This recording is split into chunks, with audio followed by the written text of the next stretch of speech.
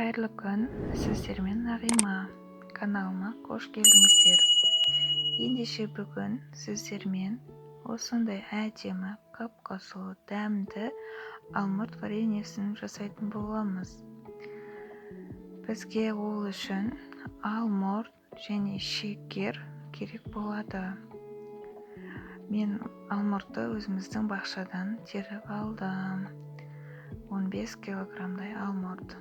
Міне осындай әдемі сап-сары алмұртты осыны жуып, тазалап, ай сияқты турап, шекерімізді сеуіп аламыз. Және 3-4 сағатқа қалдыратын боламыз суы шыққанша.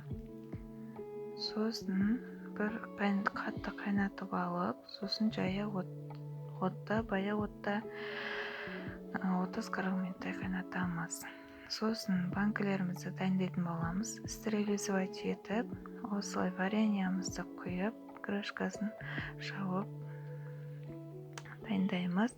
Ал ендеше біздің вареньямыз дайын, дәмді. Егер сізге ұнаса, лайк басып, пікір қалдырып кетіңіздер.